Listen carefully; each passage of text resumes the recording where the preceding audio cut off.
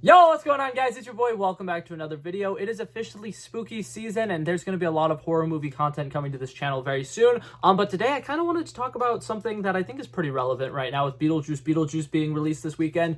Legacy sequels have been a big deal in Hollywood for the last couple of years. There's been a lot of major ones, and I want to say that I think overall that horror movies is low-key the genre that's doing the best job with it. So today I just kind of wanted to come on here, talk about some of my favorite legacy sequels that have come out the last 5 or so years, and talk about the horror ones that I think are doing an absolutely incredible job. Because, like I said, it's been a big thing in Hollywood. Like, we've had like Top Gun Maverick, we've had the Indiana Jones and the Dial of Destiny, and different movies and such like that. And like, those aren't necessarily bad, but I feel like the horror movies are just absolutely nailing it. So we're going to be talking about those. And before I get too far into this, I do kind of want to address one of the elephants in the room. Apparently, if you want to have a good legacy sequel for a horror adjacent project, you really just need to get Jenna Ortega in it, because Beetlejuice, in my opinion, is absolutely incredible. Scream 5 and Scream 6 have both been really good. And then she's also a part of Wednesday, which isn't necessarily a legacy sequel, but it's bringing back IP that hasn't really been relevant in a while. And all three of those projects have been relatively good, and definitely like critics have like raved about them,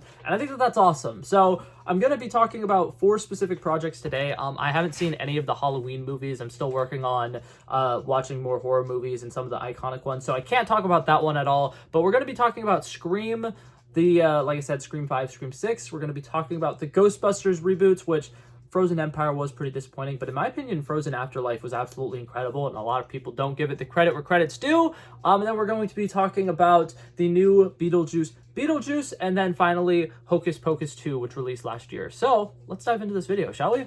Okay, so for starters, we're going to be talking about, in my opinion, the most consistent film franchise that has existed in the last 20, 30 years of cinema, the Scream franchise. Last year for Halloween, I did a little special series where I went through and watched all of the Scream movies for the first time ever, and I found out very quickly that, 1, I am a fan of horror movies, apparently, just I didn't know that, and then for 2, slasher thriller movies are just incredibly entertaining, and I really fell in love with the Scream franchise. I think that every single one of those movies is a solid, at least 4-star movie, and they're all really entertaining. They all have a lot of fun twists. I like the whodunit elements of these films, and whenever they came back with the legacy sequel and they brought in the 5th movie and the 6th movie, they did a really good job of matching the energy of the original films. I think that they do a really good job with a couple of things. For one, the main cast is a bunch of teenagers in high school who are young and impressionable and dumb, and they can potentially miss important key details and clues that would kind of help them realize, oh crap, this person might be evil, because they're too busy like focusing on themselves and kind of being a little bit selfish. And I think that that's fun. I think that the overall core group of people that we have in the new series is really interesting, and I love everything they decided to do with Melissa Barrero's character in Scream 5 and Scream 6. I think that that was a really great way to tie it back to the original trilogy without necessarily taking anything away or completely rewriting the continuity. I think that overall there are very few, if not any, continuity errors in the Scream 5, Scream 6 continuation of this franchise, and I absolutely love it. I think that they did a really good job of kind of bringing back in the meta-ness of this movie. I like the fact that they had Randy's niece and nephew kind of like taking up the role that he played in the original movies and being like, oh my god, guys, this is, what do they call it? They called it like a requel or something like that. It's like a reboot sequel, and it's just like the same things are going to start happening again, but now we don't know who to trust. And then they did their little spiel about like even the returning characters aren't necessarily safe, and they talk about like Dewey and how he's like in a lot of danger and anybody could be killed at any given time. And then she also did the little spiel about like the killers are going to be somebody in this friend group and we don't know who we can trust. And I just love that entire layer of meta-ness that this movie has. These movies have always known that at its heart, it is a little meta commentary on horror movies in general. They definitely have a character in the movie who really understands what's going on, and I think that that's awesome, right? I think that that's a whole lot of fun, and they do a really good job of creating a lot of tension and a lot of fun friendships that actually get us connected to these characters in this movie. So overall, I really enjoyed the Scream 5, Scream 6. I think that they did a great job of recapturing the energy. I feel like the horror elements are fantastic. Having the 6th one be set in New York and have it in a city landscape instead of like a small town was also really cool. The sequence where they're climbing from one apartment to another apartment with like the ladder, and then Ghostface grabs the ladder and starts shaking it aggressively. That, ooh, oh, in my opinion, they have managed to up the antes and the horror elements in every single one of these movies, and they just keep getting better. So personally, I wish they ended it with Scream 6, because I'm terrified Scream 7 is going to completely ruin the franchise because they can't get a lot of the same actors and actresses back. But that being said, I really enjoyed these two. I think they're incredible legacy sequels, and I think that overall the Scream franchise is just absolutely incredible.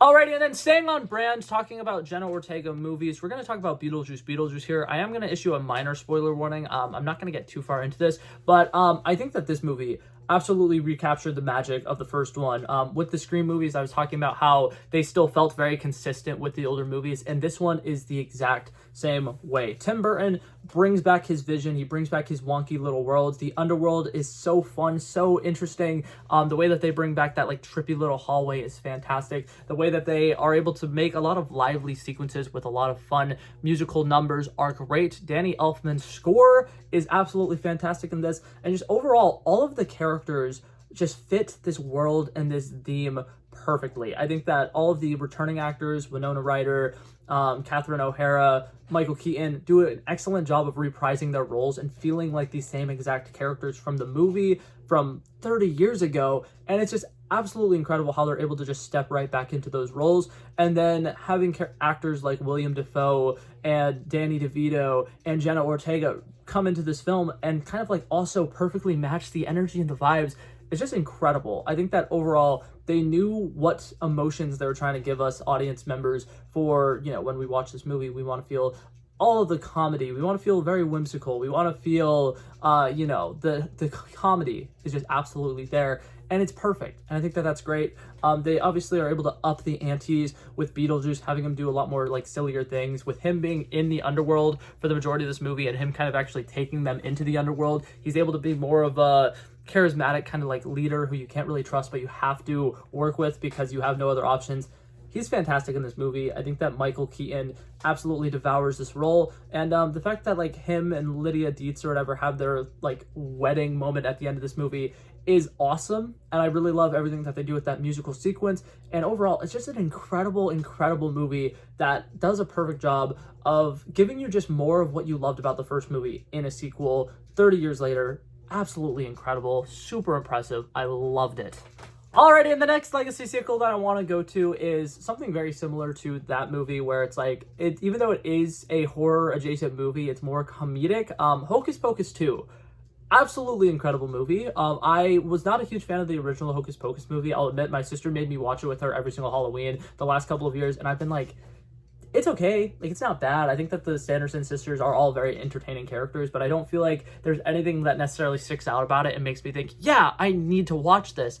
And then Hocus Pocus 2 came out, and just right off the bat, when you're first introduced to them, like when they first return in this movie, they're instantly in a musical number, and it's so fun, and it's so lively, and it's so full of energy, and you realize that these characters are just so silly and ridiculous and over the top. They're making a bunch of outdated jokes because like they don't realize what time period they're in. The entire sequence of them going to CVS and trying to find like de-aging potions and then like drinking moisturizer because they're like, it's gonna make us younger, we're gonna look younger. It's just so incredibly funny. And just once again, with like how I mentioned for the last ones, all these actors were able to step right back into their roles. Same exact thing with this movie. I think that the Sanderson sisters are absolutely incredible in this.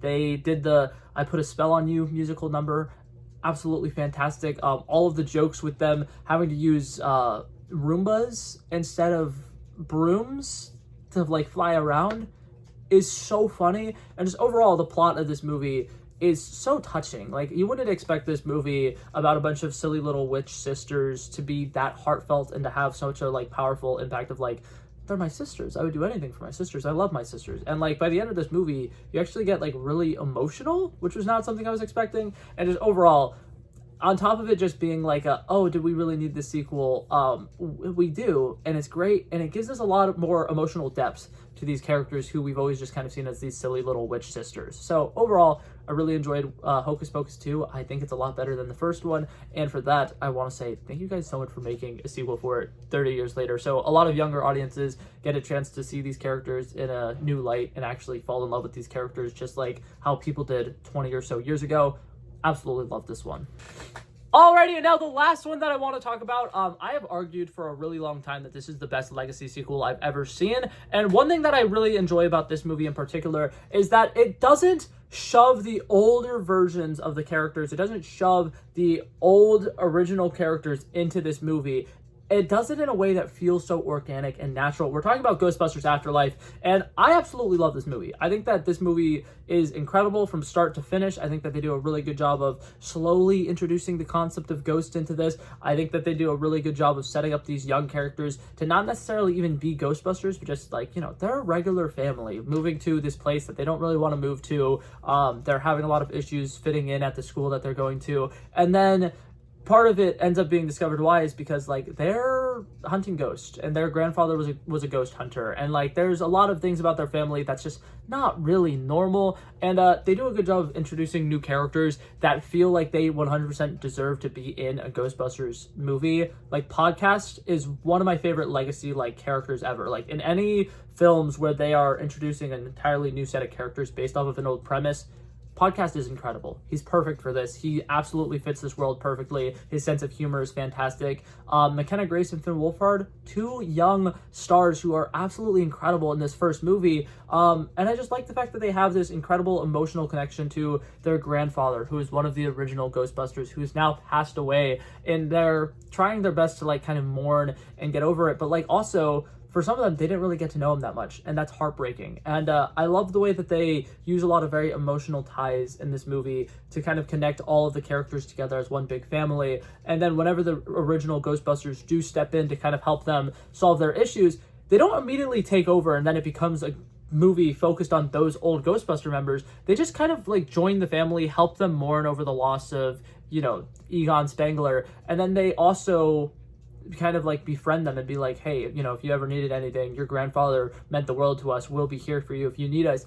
Is so good. It's so fantastic. I absolutely love it. The comedic elements of this is absolutely fantastic. They were able to elevate the visual effects, obviously, because CGI has grown so much in the last 20 years. And I just think that everything about this movie felt incredible, felt like a great new beginning. And I really hate the fact that with Frozen Empire, they didn't give this movie to Finn Wolfhard and McKenna Grace, because they showed that they are capable of leading these films, and they did such an incredible job with Ghostbusters Afterlife that I'm like, why did they make this movie about the old Ghostbusters? It should be about the new Ghostbusters. But that being said, absolutely loved Ghostbusters Afterlife. I think that it was a perfect legacy sequel, and I really hope that if they do make more Ghostbusters movies going forward, focus on McKenna Grace, focus on Finn Wolfhard. They are very talented young people, and they deserve to be leading this franchise. But that being said, that was it for this video, guys. Thank you guys so much for coming by and checking it out. I love and appreciate you guys so much for watching, and if you liked it, feel free to like and subscribe, and I'll hopefully see you guys in the next one. Peace out.